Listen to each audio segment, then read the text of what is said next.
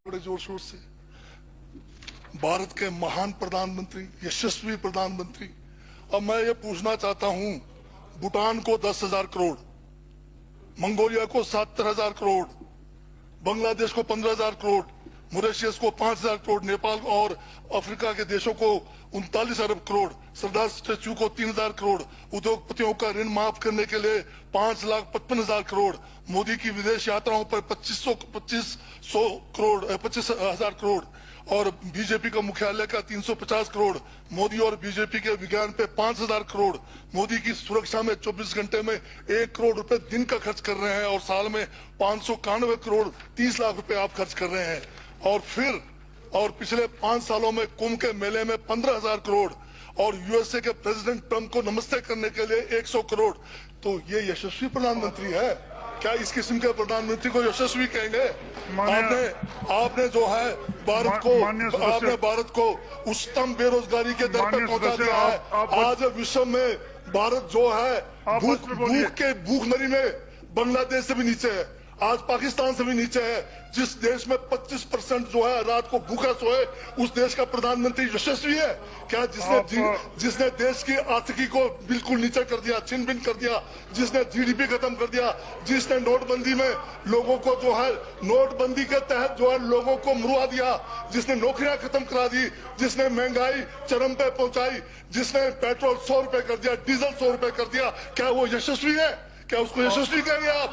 यशस्वी प्रधानमंत्री है आपका, जिसने भारत के सैनिकों को शहीदों की संख्या पिछले 30 सालों में सबसे ज्यादा है। क्या ये यशस्वी प्रधानमंत्री है? जिसने देश के अंदर चीन को घुसा दिया, क्या वो यशस्वी प्रधानमंत्री है? बजट पे बोलिए। माननीय सभापति महोदय, ये बजट में जिक्र हुआ है यशस्वी प्रधानमंत्री का और मुझे उसका जवाब देने का पूरा अधिकार है, जो मुझे कोई छीन नहीं सकता है। ये क्या यशस्वी कहेंगे इसको आप? बहुत यशस्वी है। देश का जो है आज बिल्कुल देश को आर्थिक रूप से कंगाल, राजनीतिक रूप से कश्मीर से कन्याकुमारी जो अखंड भारत है वो खंड होने जा रहा है। हिंदू मुस्लिम कर करके आपने जो है इस देश की जो है ऐसी तैसी फेर रखी है। और अब जब मैं कह रहा हूं तो आपको तकलीफ हो रही है। आप बताइए क्या तकलीफ की उसमें है? आप अब दादा अभी लाल किला आपने बेच दिया, रेलवे स्टेशन आपने बेच दिया, एयरपोर्ट आपने बेच दिया, यशस्वी प्रधानमंत्री है। कोयले के खदाने आपने बेच दिया, रेलगाड़ी आपने बेच दिया, बंदरगाह आपने बेच दिया, बेकिस्मती जमीनें आपने बेच दी यशस्वी प्रधानमंत्री जी ने। और कहते हैं कि देश बदल रहा है, देश बिक रहा है। महाराज ये कहिए देश बिक रहा है। LIC तैयार है बेचने के लिए, IDB भी तैयार है, ये जो एयर इंडिया तैयार रखा हुआ है, BSNL बेचने वाले हैं, ONGC बेचने वाले हैं। छोड़ने वाले क्या? आखिर में ये देश को भी बेच के चले जाएंगे। क्या है उनका एक झोला है, झोला लेके चल पड़ेंगे। ये है आपका यशस्वी प्रधानमंत्री। ये यशस्वी प्रधानमंत्री है। दाढ़ी बढ़ाने से टैगोर नहीं बन जाते। टैगोर के गुण लाने के लिए दोबारा जन्म लेंगे 100 बार, तब भी नहीं आएगा। हाँ, दाढ़ी बदल के और मेकअप करा के 15-15 लाख के, उससे कुछ होने वाला नहीं है आपका।